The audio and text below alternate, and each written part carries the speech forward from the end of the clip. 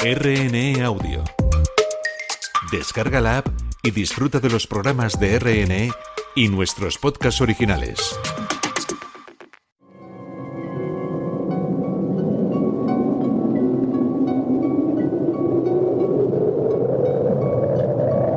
Solo cuando el túnel está en la más absoluta oscuridad es cuando puede volver otra vez la luz.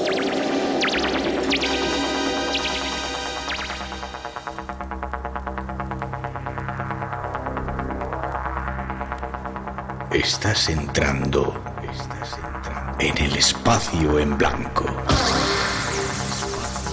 Una puerta a nuevas dimensiones de la existencia. Una nueva perspectiva sobre la realidad. Espacio en blanco.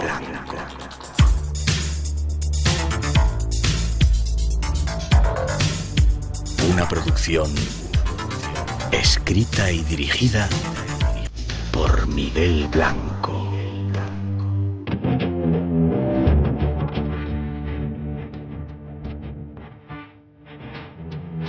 Hola, buenas noches. Aquí llegamos. Es tiempo de misterios. Comienza el espacio en blanco.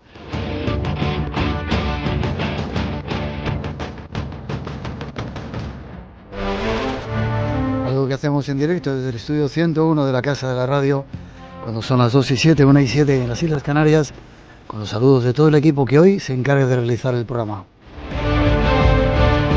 Estamos en la parte técnica David García y Javier Campos, Pilar Bobadilla en la producción, Juan Gómez en la redacción y Tere Vilas en la locución.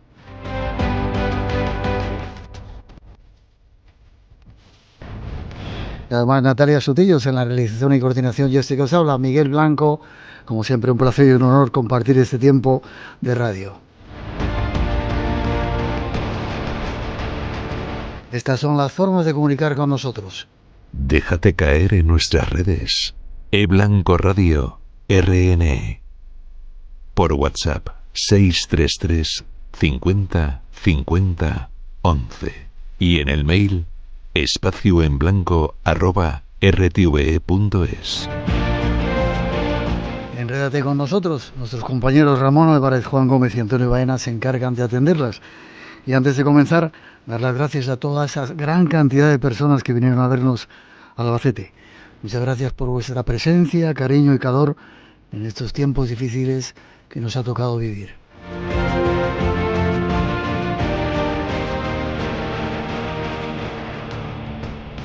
Y queremos comenzar con el recuerdo para todos los afectados por esa dana cruel que nos ha golpeado, sobre todo a la banda alabando la entereza de los valencianos y haciéndoles saber, y del resto de la gente que les ha golpeado, haciéndoles saber que estamos aquí con todos ellos. Alabando también a todos los voluntarios. Toda España está con vosotros y desde aquí nuestro recuerdo, y ojalá os sirva el programa para escapar un ratito de ese barro y os dé un poco de aire y de imaginación. Y ahí os dejamos un avance de este intenso programa que hemos preparado para vosotros.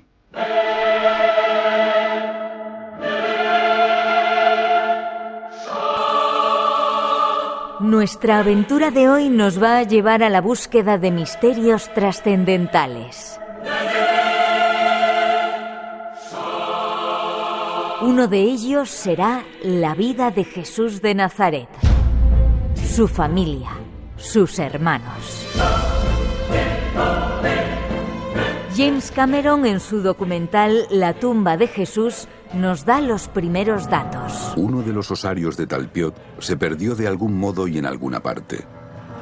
Y con este osario perdido empieza otro misterio nuevo. Puede que robaran el osario.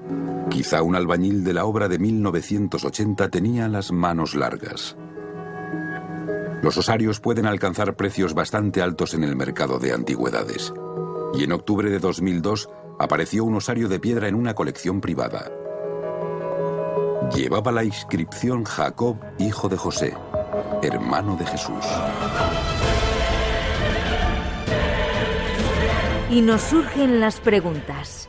¿Tuvo Jesús hermanos? ¿Dónde está la tumba de Jesús? Ese será uno de nuestros temas esta noche. Y además, la mesa de Salomón y las otras tumbas.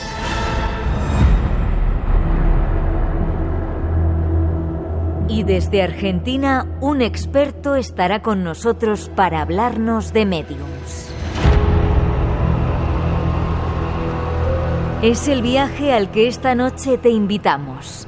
Sé bienvenida y bienvenido.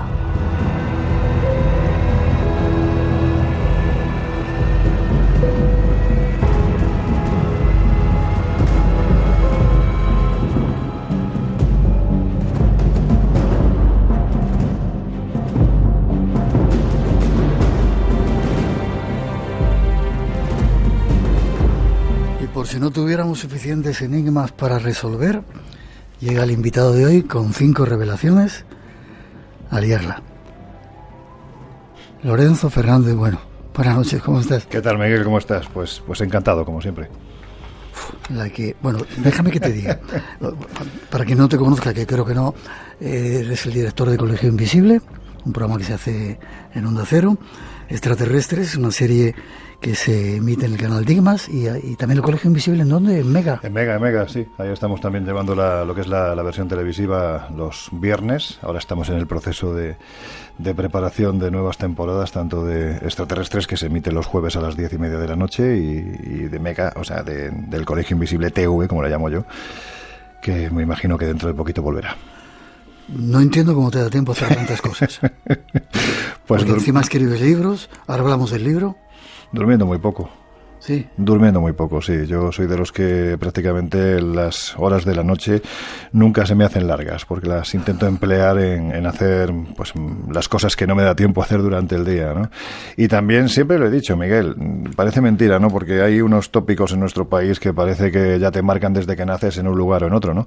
Siempre se ha dicho que los andaluces somos muy desordenados. No, sí. No, yo tengo bastante orden, y creo que además la clave para poder hacer muchas cosas es tener precisamente mucho orden, si no es imposible. Y has hecho un libro, te lo decía y lo tengo que decir en público, se llama Las 5 revelaciones tras las huellas de Jesús, el humano. Pocas veces me he encontrado algo tan bien hilado, tan inspirado, tan profundo y tan bien escrito. Fíjate lo que te digo. Wow. Me dejas sin palabras, y mira que tengo recursos, pero te agradezco las palabras, porque no me lo esperaba. Esto es un trabajo, Miguel, que tiene ya un recorrido muy largo, es decir, prácticamente te puedo decir que empecé con ello hace 25 años, que se dice pronto, que para mí era fundamental. Ya sabes que los que siempre disfrutamos no oliendo tanto la pantalla del ordenador como oliendo los lugares a los que viajamos, ¿no? Pues a veces te encuentras con que para poder argumentar un trabajo hay lugares que se encuentran muy lejanos, o que en el momento en el que querías ir, pues había conflictos, era muy complicado, ¿no? Entonces, en estos 25 años he ido retomando, he ido dejando, hasta que por fin he dicho, venga, ya, ha llegado el momento. Creo que ahora tengo la cabeza un poco más amueblada que hace 25 años, y ha llegado el momento de empezar a construir estas páginas que tienen muchos kilómetros, mucho viaje y, sobre todo, muchas preguntas que me he ido haciendo. Y mucha inspiración. Has estado en Cachemira, en Israel, en Jordania, en Italia, en Egipto y en otros muchos lugares, y planteas 5 revelaciones. La primera, el obispo insepulto; la segunda, la leyenda de René; la tercera, el pueblo maldito; la cuarta, las islas templarias; y la quinta, Colón y la carta del Temple. Tomar notas, os digo a los oyentes, porque vamos a ir dando es una especie de puzzle. Vamos a dar datos y vamos a intentar cerrarlo. Hemos hablado muchas veces de todos los temas que vamos a tocar ahora, pero tú das datos nuevos, muy sorprendentes, y vamos con ellos, si te parece, ¿vale? Muy bien. Esa primera introducción.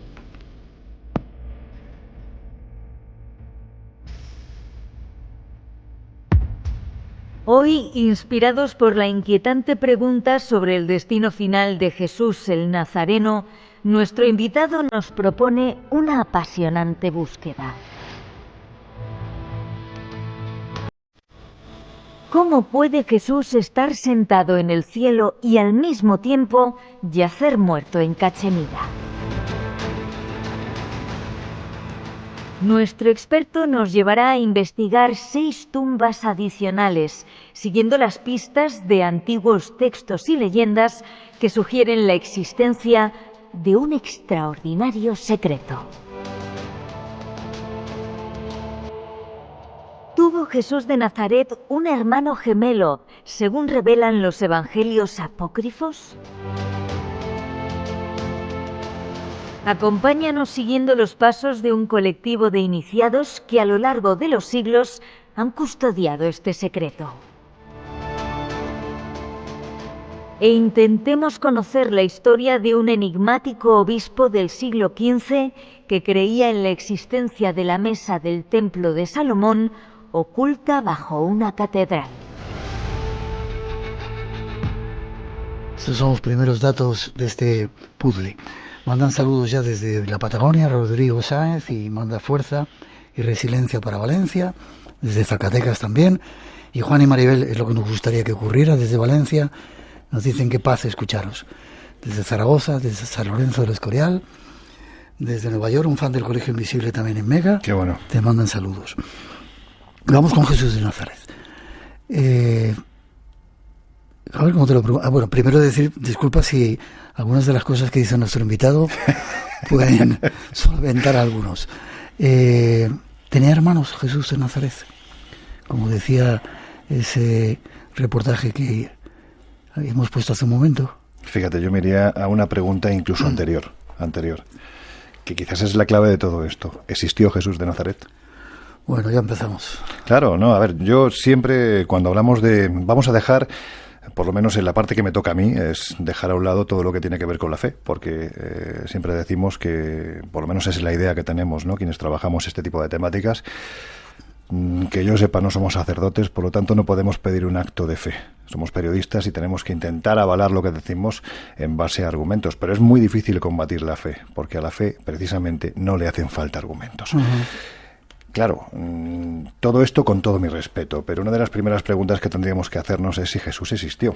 Parece que hay pruebas últimamente, dicen que vamos a ver, un personaje. Es un debate que se ha mantenido durante muchísimos siglos, no te hablo de años, muchísimos siglos. De hecho, incluso hay una corriente de estudiosos dentro de la historiografía religiosa que te hablan del mito de Jesús, así, sin más. ¿Por qué? Porque realmente de Jesús tenemos muy poquitas referencias históricas, religiosas, cristianas. Evidentemente ahí están los evangelios, ahí están las cartas de los apóstoles, pero historias, Flavio Josefo, el historiador judío, estamos hablando del año entre el 93 y el 95 después de Cristo, hace referencia a un personaje que se podría corresponder con la figura de Jesús, casi 70 años más tarde de que este señor sea crucificado, y ya tenemos que irnos al siglo II para encontrarnos con el historiador romano Tácito, que sí te habla de un crucificado, sí utiliza por primera vez el concepto Cristo.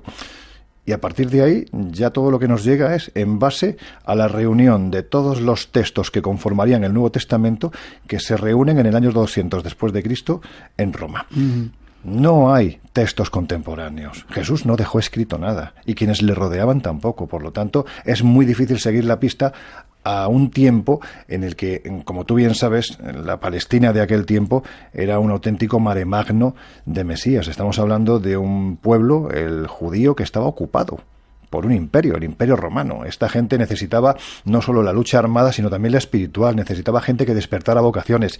Y allí, si quienes nos están escuchando al otro lado de estos micrófonos han visto la vida de Brian, es que está perfectamente representado la enorme cantidad de personajes, mesías, grupos de resistencia que podía haber en aquel entonces. Y Jesús seguramente era uno más.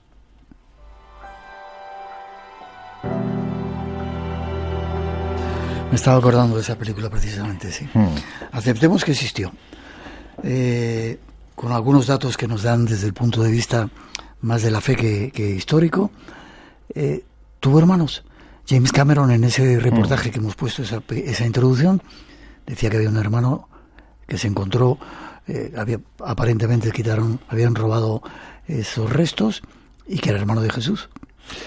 Hasta el año 325 después de Cristo, seguramente sí tenía hermanos Jesús. Sí se aceptaba que había tenido hermanos, había tenido familia. Seguramente ni tan siquiera era el primero de los hijos de esa familia. Por lo tanto, aquí entraríamos en otro dogma de fe que se iría directamente al garete, que es la virginidad de María. Si era el tercero, pues ya difícilmente María podía ser virgen. Por lo tanto, estamos hablando de que aquellos que rodeaban a Jesús en aquel tiempo, los apóstoles, la gente más cercana, quienes asimilaban su mensaje, Seguramente eran hermanos, eran primos hermanos. Él era un rabí de Galilea. Por lo tanto, esto que se ha dicho siempre de que estaba obligado a casarse no es verdad, pero importaba muy poco que se casara. Importaba muy poco que tuviera hijos. Lo que importaba realmente era el mensaje que intentaba transmitir. Todo esto cambia a partir del año 325. Hay una reunión de las diferentes sensibilidades cristianas de aquel tiempo. ¿El Concilio de Nicea? Exactamente, bajo el paraguas de Constantino. Constantino, además, totalmente influenciado por una señora, Santa Elena, su madre, que era una especie de Indiana Jones de la época. Esta señora, entre otras muchas cosas, se pasaba días y días persiguiendo una paloma pensando que era el Espíritu Santo. Y cuando llega al lugar donde supuestamente se descubre la tumba de Jesús, en el Santo Sepulcro, es que no solo descubre la tumba, es que descubre el titulus crucis, así, el INRI, el rey de los judíos, descubre un trozo de la cruz. En fin, es que estamos hablando de una persona que influencia tanto a la figura de su hijo que el imperio se acaba convirtiendo a la religión cristiana, ¿no? Y en ese concilio de Nicea lo que ocurre es que esas diferentes sensibilidades no solo se ponen de acuerdo porque cada uno iba por su lado, digamos que las diferentes sectas, no en el sentido peyorativo, cristianas, pues se reúnen y deciden en ese momento aceptar la divinidad de Jesús. Ahí pierde su papel humano y lo convierten en el Hijo de Dios. Y es injusto, Miguel, porque si realmente Jesús existió y padeció lo que padeció, convertirlo de repente en un superhéroe es que es rechazar el sufrimiento tan tremendo que tuvo ese hombre. Yo no sé si quienes nos están escuchando se pueden hacer a la idea de lo que fue la pasión de Jesús, si realmente existió, vuelvo a repetir. Pero estamos hablando de que por aquel entonces, cuando los romanos castigaban a los que revolvían espiritual o armamentísticamente contra ellos utilizaban una cosa que se llamaba flagellum. El flagellum era un látigo con diferentes puntas, con bolitas en las puntas, que golpeaban hasta un total de 40 veces la espalda, el cuerpo del reo. Que debía destrozarlo todo. Bien, pues a Jesús, además, esto es lo que cuentan las Escrituras, en las puntas pusieron trozos de hueso. ¿Para qué? Para que a cada golpe se desgarrara la carne. Y no dieron 40, dieron 80, el doble. Es decir, esto era incompatible con la vida. Cuando este señor, con ese casco de espinas, inicia el camino por la vía dolorosa, le dan además el patíbulum, que era el travesaño horizontal que se colocaba, una vez que llegaba al Gólgota, sobre el horizontal para crucificarlo, sobre el vertical, perdón, para crucificarlo. Bueno, pues este hombre seguramente subiendo la vía dolorosa, antes de tener las 3 caídas, es muy probable que su espalda estuviera totalmente abierta, la carne hecha jirones, las venas colgando, debía de ser una masa sanguinolenta totalmente hecha trizas, y encima cuando llegan al Gólgota, le atraviesan las muñecas con clavos de 17 centímetros y 4 caras por el nervio mediano, es decir, le estallan el nervio mediano. El dolor tan tremendo que tuvo que padecer este hombre, cuando dijo aquello de Elí, Elí, lama sabachthani, Padre, Padre, ¿por qué me has abandonado? El dolor tuvo que ser tan tremendo que, vuelvo a repetir, estaba a punto de sufrir un shock hipovolémico y estaba a punto de perder la vida. Qué injusto es que 3 siglos después, si este hombre existió e hizo eso por los pecados de la humanidad, qué triste es que lo convirtieran en un superhéroe.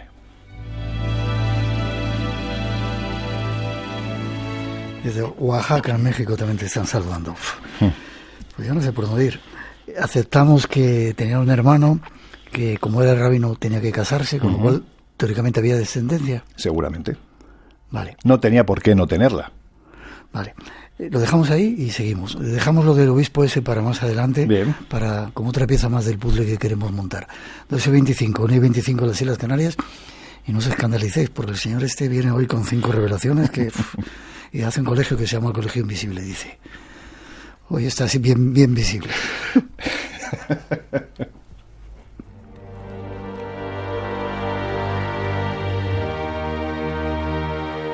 Lo desconocido te aguarda en un lugar. Espacio en Blanco con Miguel Blanco en Radio Nacional de España.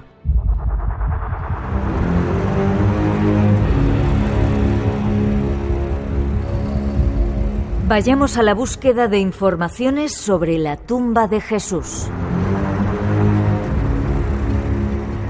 El canal Jaconor 73 nos avanza algunos datos inquietantes. Un documental que invita a la reflexión sugiere que Jesucristo, un predicador judío y líder religioso que se convirtió en la figura central del cristianismo, era un monje budista. El documental indica que Jesús no fue crucificado y que pasó décadas viajando y finalmente fue enterrado después de su muerte en el santuario de Rozabal ubicado en Srinagar, Cachemira. Basándose principalmente en los enormes agujeros en la vida de Jesús, entre las edades de 13 y 29 años. La investigación sugiere que la razón por la que no hay un registro bíblico del paradero de Jesús es que fue muy influenciado por el budismo. Un documental emitido por la BBC indica que Jesucristo no fue crucificado y que era un monje budista. El intrigante documental plantea innumerables preguntas que muchos se han negado a responder. Se trata de una antigua teoría sobre la tumba de Jesús, ofrecida por el ya desaparecido Andreas Faber-Kaiser en su obra Jesús vivió y murió en Cachemira. Conozcamos más detalles de esta apasionante historia. Nos mandan un abrazo también desde Noruega y multitud de lugares en España. Seguimos unidos a esa gente en Valencia. Ojalá les sirva el programa para salir, como decimos, del barro y de todos donde están metidos. Jesús, según Andreas Faber-Kaiser, yo tuve la oportunidad, fue una de las primeras personas que le pude entrevistar hace 1000 años y me contaba esta historia. Hay unos cuantos años que no se sabe de la historia de Jesús. El tipo se hizo un monje budista, según contaba, y fue a Cachemira. Vivió allí, incluso la tumba está allí. ¿Tú la has visto? Sí. Es que la pronunciación de la capital es muy difícil. Es Srinagar. Sí. Y el lugar es el Rozabal, que es donde se encuentra esta tumba. A ver, decir que era un santo budista quizás es, no es exactamente correcto. Porque lo que era él era un santo importante dentro del budismo, es decir, la figura de Jesús aparece también en el Corán, es uno de los grandes profetas y no quiere decir que sea musulmán, vale. Es un profeta. En el caso del budismo, pues podemos decir que Jesús también estaba considerado, o más bien lo que ellos denominaban Santo Isha, que era el nombre que le daban, pues estaba considerado uno de sus santos principales. El problema es que no llegaba a la categoría de los que estaban en más alto rango porque contaban una serie de textos que fueron encontrados en las lamaserías del Emis y de Ladakh, en lo alto de los Himalaya, pues ahí en esos rollos, esos pergaminos milenarios, ¿no? Contaban el encuentro en el 100 y pico después de Cristo en el 100 y pico no, lo que contaban había sido escrito en el 100 y pico después de Cristo y hablaban del encuentro que el Rajá Cachemir había tenido con un niño iluminado que decía, pues proceder de la zona de lo que hoy sería Israel, ¿no? De la zona de Jerusalén, de Nazaret, y que además era un niño que parece ser que hablaba, pues eso, ¿no? De la trascendencia del espíritu, del alma. Pues a esto al Rajá Cachemir parece ser que le impactó bastante, ¿no? La cuestión es que, siendo un santo importante para los budistas, como te digo, no llegaba al más alto rango porque los seguidores de este santo Isha no aceptaban la autoridad del Dalai Lama y eran conocidos como cristianos, blanco y en botella. Qué curioso, ¿no? ¿La tumba se puede visitar? Sí, se puede visitar. Normalmente, yo por lo menos cuando estuve, si no está abierta habitualmente, tuve la suerte de que estuviera abierta y además es un sitio donde hay muchísimo jaleo. Y te sorprende porque cuando tú entras allí y te encuentras esa tumba con ese pañolón de color verde con letras árabes en amarillo escritas, al lado hay una losa muy parecida. Cuando tú entras en el Santo Sepulcro de Jerusalén, por ejemplo, justo al lado de lo que es donde teóricamente estaría ubicado el Gólgota, es decir, donde se crucificó a Jesús y a los dos ladrones, ahí tienes la losa rosada donde se ungió el cuerpo de Jesús. Pues esta losa es muy parecida a la que hay junto a la tumba del Rozabal. Y ahí lo que hay representado en los pies, lo que sería donde estarían los pies del difunto, son dos agujeros que atravesarían los pies, como si ahí realmente estuviera enterrado un crucificado. Tú preguntas allí, y allí nadie tiene duda de quién es. Nadie tiene ninguna duda de quién es. Es Santo Isha. Santo Isha, Jesús de Nazaret, sin ninguna duda. Y de hecho esto nos llevaría a pensar, siempre dentro de estas elucubraciones, ¿no?, que podemos hacer siguiendo los diferentes textos, en este caso de las lamaserías, pues nos llevaría a pensar qué fue lo que ocurrió con Jesús desde los 13 años aproximadamente hasta los 30, que desaparece literalmente. No hay referencias a él en las Sagradas Escrituras. Pues el planteamiento que hacía Faber-Kaiser, tú conociste a Faber-Kaiser, yo no tuve la fortuna, era un hombre muy metódico, es decir, él no lanzaba al vuelo hipótesis si no estaban bien refrendadas, y el hecho de que se fuera en los años 70 a Cachemira con lo que tenía que ser aquello, yo creo que ya dice mucho de este personaje. Él estaba convencido de que esta historia era real. era absolutamente real. Él estaba convencido de que en esos años perdidos, lo que se conoce como los años perdidos de Jesús, pudo ir a esta zona a aprender de lo que había allí, los maestros. Hay que decir que tampoco sería extraño. Por aquel entonces había lo que se conocía como el monumento horizontal más importante de la historia de la humanidad, que es Sharai Reshan, la ruta de la seda. Por lo tanto, él, en una caravana de mercaderes, perfectamente podía haber llegado hasta esa zona, donde se encontraba una tribu de judíos. Por lo tanto, lo hubieran acogido sin ningún tipo de problema. Y si había que enseñar a ese niño iluminado, qué mejor sitio que en el lugar donde la tradición siempre contaba que estaban los grandes maestros. Que llegara hasta allí cuando era joven, vale, pero después de morir, después de que le crucificaron, no murió entonces y llegó de nuevo a Cachemira, donde lo enterraron. Aquí nos estamos metiendo ya en un lío que ni te cuento. O sea, es decir, tú lo has empezado. Sí, pero de aquí a la herejía hay un paso. No somos herejes. Hay un paso. O heréticos. Depende de quién lo oiga, ¿no? Pero el caso es que, claro, aquí lo que se plantea son dos posibilidades, que creo que después vas a tocarlas. Y es la posibilidad de que Jesús tuviera un hermano muy parecido a él. Muy parecido a él. Y que, de hecho, pues en esa posibilidad que estamos abriendo ahora mismo de que tuviera un hermano gemelo, uno realmente fuera el que lanzaba el mensaje espiritual y otro fuera el que lanzaba el mensaje más guerrero, es decir, el que entró en el templo y echó a los mercaderes a mamporrazos, ¿no? Fíjate, te voy a dar una clave que a mí me parece fundamental. Yo creo que hay que analizar en el pasado no solo la poca historia que hay, sino también la etimología de las palabras. La etimología de las palabras. Hay un momento clave, y en esto sí se ponen de acuerdo los historiadores, en que seguramente el nacimiento de Jesús y la crucifixión con todo el previo son reales, sí forman parte de una historia que ocurrió. Ahora bien, tú te sitúas en algo que yo creo que todos desde que somos pequeños tenemos en la cabeza. El juicio de Pilatos. Tú tienes a un señor, a Pilatos, que está ofreciendo a esa turba que están allí muy enfadados, muy cabreados, está ofreciendo la vida de uno de los dos personajes que tiene a su lado, a su derecha y a su izquierda. Uno de ellos es un ladrón, es un criminal, es un violador. El otro es Jesús, el rey, entre comillas, de los judíos. ¿A quién eligen? Eligen a Barrabás. Bien. Barrabás viene de Bar Abú, el hijo del padre. ¿Y quién es el hijo del padre? Jesús. Sí. Pues cuando empiezas a analizar este tipo de concomitancias, de curiosidades, cuando te das cuenta de que realmente ahí hay una persona que está usurpando un título que teóricamente no le corresponde, porque le correspondería al rey de los judíos que está al lado, a mí lo que me lleva a pensar es que estamos hablando de dos personas exactamente iguales con sus diferencias, pero exactamente iguales.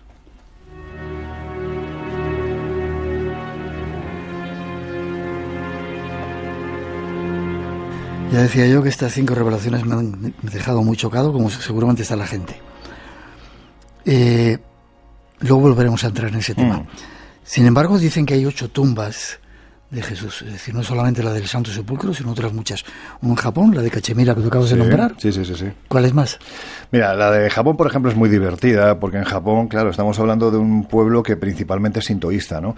Por lo tanto, allí hay muy poquitos cristianos. Se habla de unos 30.000, 35.000 aproximadamente. Y sin embargo, en el Xingu, que es donde se encuentra esta tumba, todos los años hay auténticas peregrinaciones para visitarla, que ellos están convencidos de que es la tumba de Jesús. Pero ojo, no solo de él, es que al lado está la de su hermano, Isikuri. Le llaman Isikuri.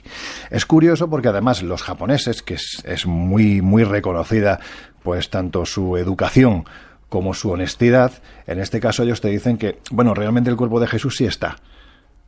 ¿Qué pasa con la resurrección? Aquí tenemos otro dogma de fe que se va al garete. Pero es que si te dicen que Isikuri no está completo, solo hay una oreja. Bueno, es curioso, ¿no? Son detalles curiosos. Otras tumbas que te puedes encontrar, pues por ejemplo, en Jerusalén tienes 2. El Santo Sepulcro, que es la reconocidísima, la oficialmente aceptada. ¿Y la tumba del jardín? Y la tumba del jardín, efectivamente. Es curioso porque dentro del Santo Sepulcro, que está, lo que encontramos es el edículo. El edículo es el lugar donde es enterrado supuestamente Jesús y donde resucita. Por eso la tumba está vacía. Luego tienes la tumba del jardín, como dices, que es curioso porque estéticamente se parecería más a una tumba propia del tiempo de Jesús, con esa especie de rueda de piedra gigante que acababa sellando el sepulcro. 2 más, por ejemplo, pues las tienes en Francia, en el sur de Francia. Una de ellas estaría en el Monte Cardú. La etimología de la palabra Cardú deriva del corps de Dieu, del cuerpo de Dios. Por lo tanto, se ha barajado durante muchísimo tiempo que estuviera allí. Y también entre las localidades de Rennes-le-Château y Cherres hay una especie de quebrada inmensa donde hace mucho tiempo había una tumba fotografiada que algún animal, pues intentando encontrar los tesoros que había en su interior, o que supuestamente había en su interior, la dinamitó. Entonces hoy en día solo queda la plataforma. Se barajaba que ahí también podía haber sido enterrado el mismísimo Jesús, o incluso su supuesta esposa María Magdalena. No sería raro, además, que esta historia hubiera crecido en este lugar, porque date cuenta que estamos hablando, primero, la zona de influencia de uno de los principales principados judíos que había en Europa, la Septimania, que estaba gobernada por un nasí, que era Makir Natronai David, descendiente directo de la estirpe de David. Por otro lado, en este lugar se acaba ubicando el lugar donde se habla la langue d'oc, no la langue dei, no la lengua de Dios, sino la lengua de Oc, que es el Languedoc francés, ¿no? Que es una zona de influencia total, no solo de los cátaros, a los que se les atribuía un secreto importante en la forma, quién sabe si de un niño procedente de una genealogía muy importante, pero sobre todo era zona de influencia de los caballeros de la Orden del Temple, que tanto tienen que ver seguramente con el descubrimiento de algún tipo de material, documentación, pues que hicieron que esos pobres caballeros de Cristo se acabaran convirtiendo en la gente más poderosa de la tierra en aquel tiempo. Luego hablaremos de ello. Yo tengo aquí también en Masada, que yo no sabía, sí, la tumba de Masada, y una mezquita al lado del sepulcro, la mezquita de Omar, con un posible, probable lugar donde también podía estar la tumba de Jesús. Pero ninguna de ellas está. Te quiero decir, a ver, lógicamente, ninguna de ellas seguramente es la auténtica. Quiero decir, pero ninguna de ellas está porque sí se valora la posibilidad de que si estuvo, resucitó. Solo hay una que contendría el cuerpo de Jesús. Por lo tanto, la que se carga el dogma de fe y que seguramente tiene los visos de ser la más auténtica, si es que realmente hubo una tumba de Jesús, que es la de Cachemira. La de Cachemira. Sí.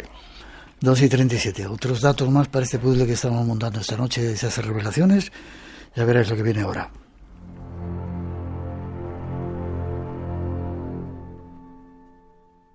Radio Nacional de España, la que quieres. El vuelo Aegean A3703 acaba de aterrizar. Estoy en Istambul, antigua Bizancio. De Éxodos. Rumbo a la ciudad sagrada. La crónica de un viajero recorriendo los vestigios del pasado. En busca de algunas de las rutas de las migraciones de ayer y de hoy. De Éxodos.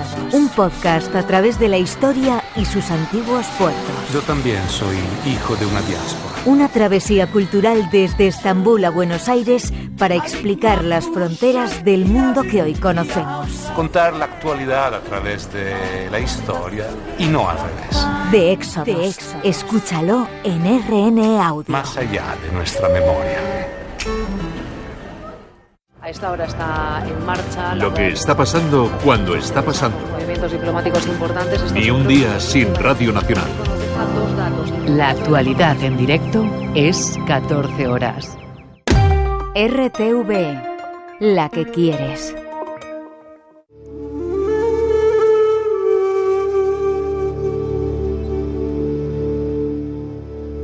Busquemos ahora otro misterio, el de la mesa de Salomón.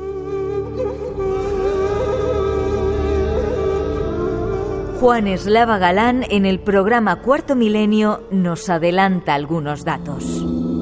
En el templo de Jerusalén, que era el templo por antonomasia de la religión judía, allí el sumo sacerdote entraba una vez al año en el Sancta Sanctorum. Había una habitación cerrada sin ventanas donde nadie entraba jamás, porque aquello era el trono de Dios. Ahí estaba el Arca de la Alianza con los querubines encima y allí se suponía que residía Dios. Entonces, allí no entraba más que él y una vez al año, como digo, entraba con su acólito, con el que lo iba a suceder para que si moría uno le quedara el secreto a otro. Y entonces, sobre el trazado de esta mesa, decía unas palabras, podríamos decir que mágicas, que es el Shem Shemaforash, que es murmuraba el nombre verdadero de Dios. Pasaron los siglos, y tras varias vicisitudes, la mesa de Salomón acabó, según todas las fuentes escritas, custodiada en una cueva de Toledo, como parte del tesoro de los visigodos. Tras la conquista árabe de la península ibérica, esta pasa a poder de los musulmanes, y ahí se le perdió la pista, hasta comienzos del siglo XX, cuando documentos hallados en Jaén dejan un rastro que hoy podemos seguir.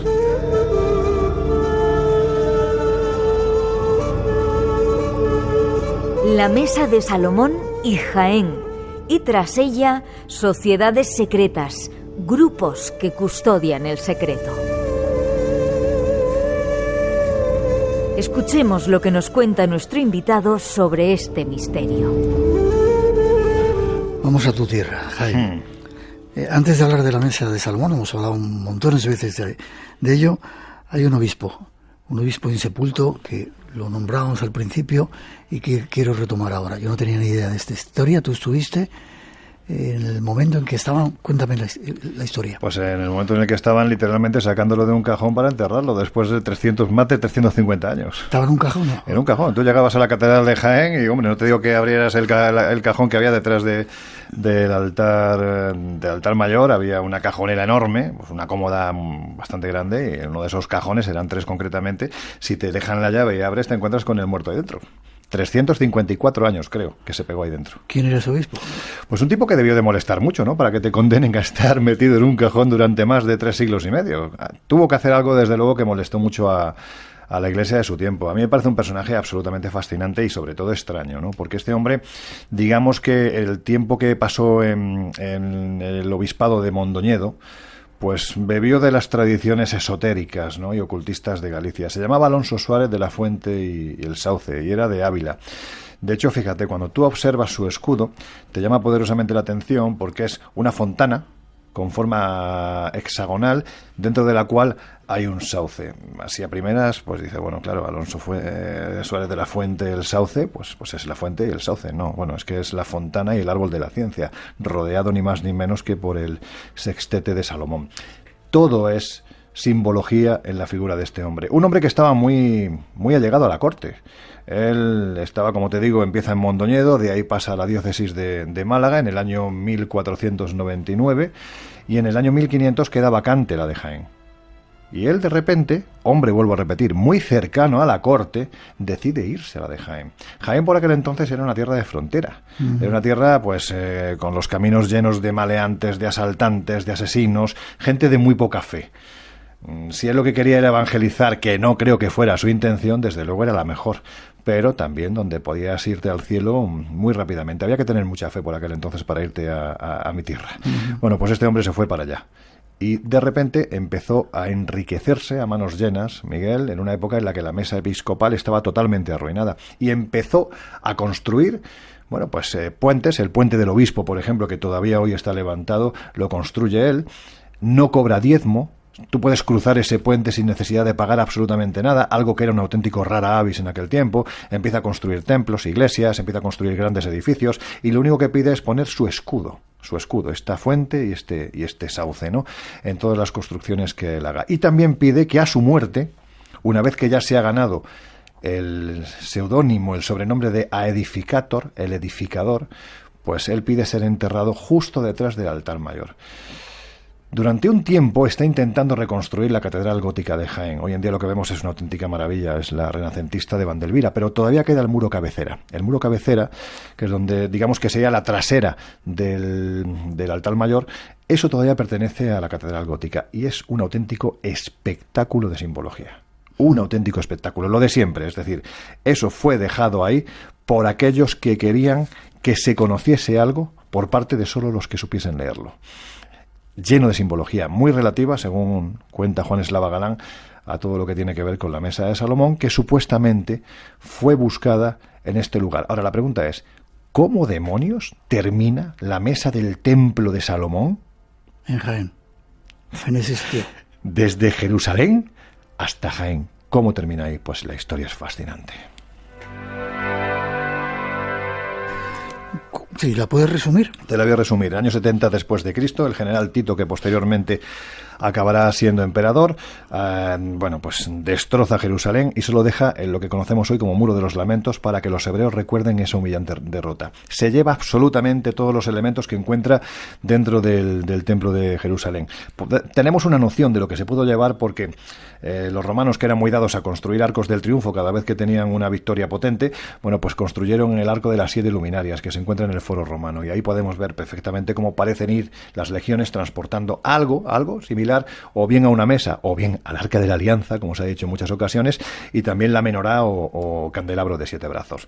A partir de ahí llegamos al año 400 y pico después de Cristo. Los godos de Alarico invaden Roma, destrozan, simplemente dicen que hay que ir al templo de Júpiter Capitolino para llevarse los objetos sagrados del antiguo templo de Jerusalén. Y estos objetos inician un periplo por toda Europa, primero en Carcasona, segundo en Redae, que sería la actual Reims-le-Château, y de ahí pasan a la capital de los visigodos en Toledo, donde es custodiado este tipo de objetos y una enorme riqueza, porque el tesoro debía ser enorme, es custodiado en la cueva de los tesoros. Cuando los árabes de Tarik y Muza atraviesan el estrecho de Gibraltar, la orden del sultán de Damasco es: señores, lleguen a Toledo y cojan, no habla de la mesa, habla de las mesas del templo de Salomón. Ahí parece ser que esas mesas, o lo que fueran, son recogidas por estos señores y se la llevan hacia el sur de España. El problema es que se van produciendo diferentes escaramuzas y deciden ir enterrando parte de ese tesoro allí donde sabían que los cristianos nunca iban a meter mano, que es en Tierra Santa, es decir, en un camposanto, en un cementerio. ¿Qué pruebas tenemos de que esto fue así? Pues, por ejemplo, el descubrimiento del tesoro de Guarrazar y el descubrimiento del tesoro de Torredonjimeno. Guarrazar en Toledo, cuando un señor está haciendo pis, está haciendo sus necesidades, de repente mete mano para abajo y saca una corona votiva, la corona del rey Suintila. Imagínate, ¿no?, qué momento más alegre para este señor. Y después el de Torredonjimeno, donde también se encuentra parte de este tesoro. A partir de ahí se le pierde la pista, y es cuando se inicia la investigación, la posibilidad de que esta mesa, o parte de ella, llegara hasta Jaén, más concretamente hasta su catedral. Déjame que recuerde a Juan Manuel Rojas, que está excavando precisamente en Guarrazar, alguien que es de la familia. Te tengo que preguntar, primero el obispo, ¿de dónde sacaba tanto dinero? ¿Cómo le vino el dinero? ¿Sabía algo? ¿Encontró algo? Es algo raro, porque sí es cierto que todos aquellos que han iniciado la búsqueda de la mesa y han obtenido algún tipo de documentación clave, o bien relativa a la mesa, o bien relativa a algo sagrado, se han enriquecido a manos llenas. Ocurrió con Alonso Suárez de la Fuente del Sauce, ya en el siglo XIX ocurrió con otro de sus sucesores, que ahora mismo no ya me vendrá el nombre, y también ocurrió con alguien que es muy conocido en nuestros temas, que es el abad Saunier, que vamos a hablar dentro de un momentito. Todo el mundo se enriquece, seguramente porque, creo yo, llegan a un descubrimiento, a un secreto, que de alguna forma hay que callarlo. Y posiblemente la forma de callarlo sea soltando cantidades importantes de dinero. Es curioso porque parece ser que el abad Menier estuvo en el Gorrión, un bar que hay en Jaén, que tú has frecuentado también. Eso es lo que a mí me hizo. Y que frecuentaba gente de mal vivir en otros tiempos. Sí, todavía. Buena gente. Pues yo soy habitual de esta, por eso te lo digo, de esta taberna. Sí. Es un sitio, pues en lo que es la parte antigua de Jaén, es de los más visitados y reconocidos. Claro, yo te digo que llegué precisamente a este personaje porque 354 años después resulta que a Monseñor Aracil, que por aquel entonces era el obispo de Jaén, pues decide que ya ha llegado el momento de enterrar a este hombre, y lo entierran en el lugar donde él quiso, lo que fue su última voluntad. Y a mí me sorprendió cuando de repente sale ese ataúd, o esa caja, porque realmente es que no era ni un ataúd, esa caja llevada por gente, por lo que era la cofradía, vestidos todos de fúnebre, ¿no? Y de repente te das cuenta de que la caja no tiene ni un solo emblema cristiano, nada, ni una mísera cruz, nada. Lo enterraron, le pusieron la losa encima y me llamó la atención Alonso Suárez de la Fuente del Sauce, obispo de Jaén, a edificator. Si tú entras en la catedral de Jaén, lo primero que ves es que el suelo es un ajedrezado, igual que en una logia masónica. ¿Quiénes son los edificadores? Masones, que son reconocidos como los hijos de la viuda. ¿Quién es la viuda? ¿Quién? La esposa de Jesús de Nazaret, María Magdalena. O sea, va cuadrando todo. Son eslabones que parecen estar dispersos y de repente se van reuniendo. Y estando precisamente lo único que queda junto al muro cabecera de la catedral, de esa etapa gótica, que es el coro de Guillerero, estando en el coro, pues íbamos buscando algo que nos habían dicho que estaba allí. Consiguiendo quitar las escorias de uno de los reposabrazos donde alguien había grabado algo, logramos encontrar 2 letras. ¿Eso lo encontrasteis vosotros? Sí, lo encontramos nosotros. Y de hecho era el sillón en el que se veía al obispo, la única representación que hay en ese coro del obispo, mirando hacia los cielos, concretamente a un triángulo del que refulgen una serie de rayos. Todo muy masónico. Bueno, pues me sorprendió ver la oscuridad del lugar con un mechero encendiendo y el archivero persiguiéndome para que no pegara fuego a aquel coro. Me sorprendió descubrir que en ese asiento lo que aparecía era una B y una S. Berenguer Saunier, el señor de Rennes-le-Château. ¿Estuvo allí? Sí, estuvo allí.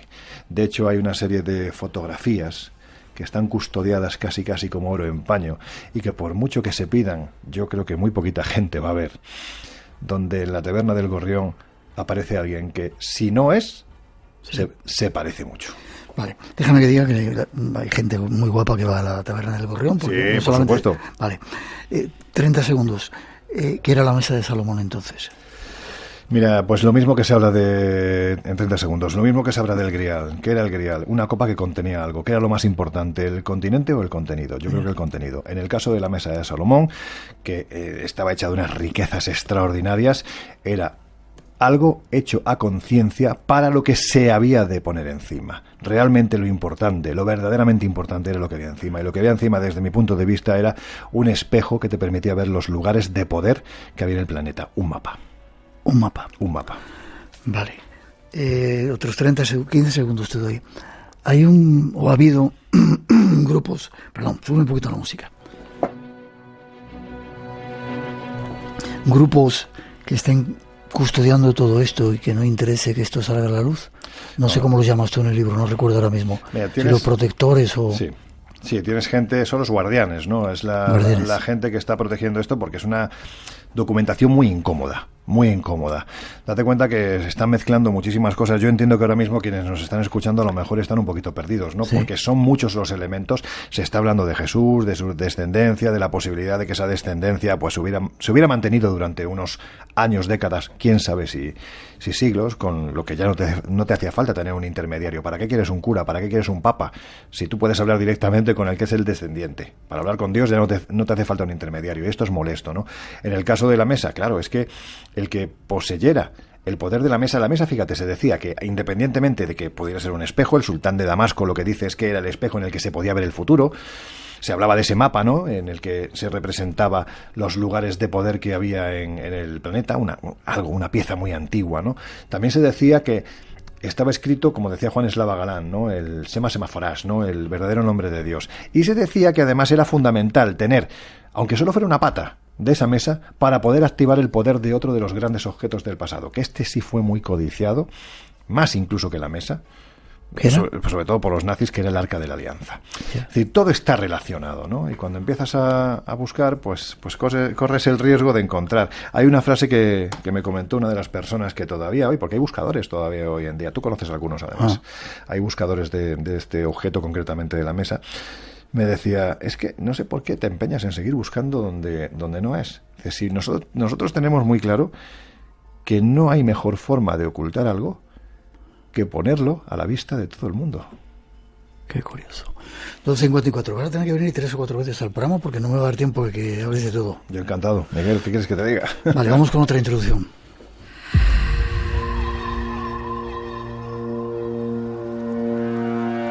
Cambiamos de escenario tras las huellas del misterio y viajamos hasta Rennes-le-Château. Buscamos datos de un abad y un extraño tesoro. El canal Hefesto Artaban nos aporta la información. Durante las obras de restauración de su iglesia, Saunier hizo cambiar el pilar del altar, un pilar muy antiguo del siglo VIII, cuando los visigodos ocupaban la región. Se descubrió un escondrijo. Mi bisabuelo decía que ahí, en realidad, solo había reliquias, una cajita que contenía huesos y trozos de papel. En la columna que sostenía el púlpito, el cura descubrió después un compartimiento secreto. En su interior alguien había disimulado un recipiente con documentos. Ese es el famoso documento que se encontró en la columna, del que siempre nos hablaba mi bisabuelo, diciendo que el padre Saunier había dicho que lo estudiaría y después nunca más oyó hablar de él. Se sabe que la alcaldía pidió una copia del documento. Además, esa copia desaparecerá muy pronto de los archivos de la alcaldía. En este asunto las cosas desaparecían a medida que aparecían. Y es el acontecimiento que motivó y empujó a Saunier a su investigación y sin duda a sus descubrimientos.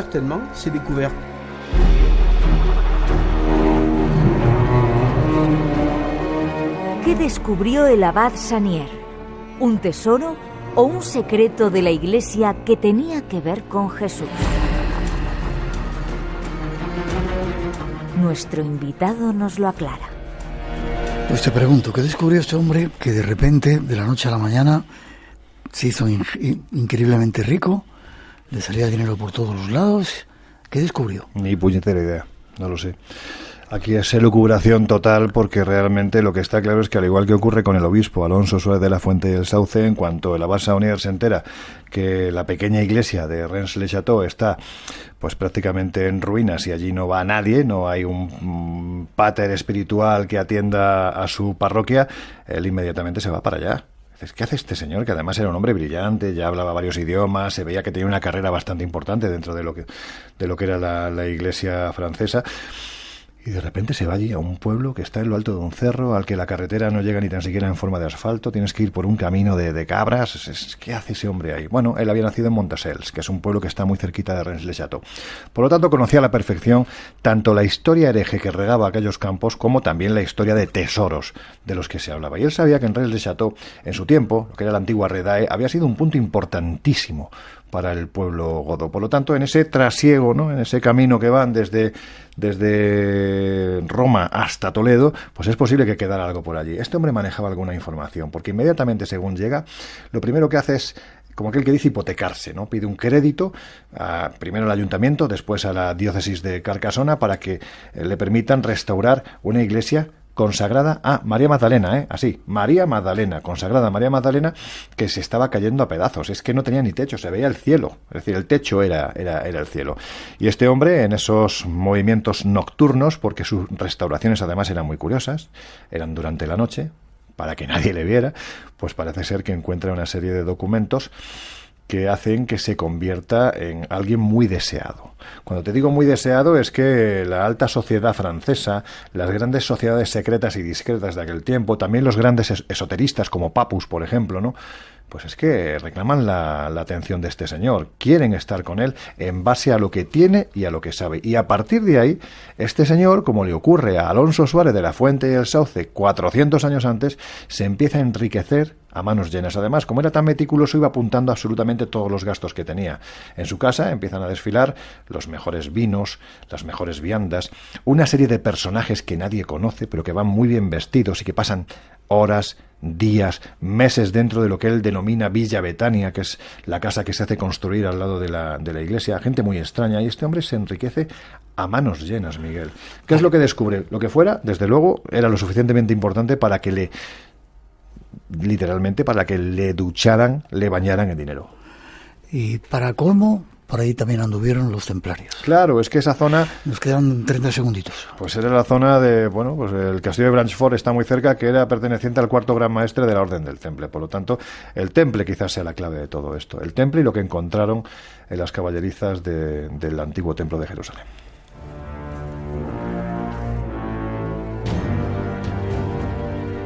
Hemos de hacer una pausa, una mínima pausa para nuestros compañeros de los servicios informativos. Después regresamos, hay mucho más todavía que contaros. El Blanco Radio, RNE, son las redes sociales si queréis seguir conectados con nosotros. No os vayáis, que hay muchas más cosas que nos va a descubrir Lorenzo Fernández esta noche en esas 5 revelaciones. Enseguida volvemos.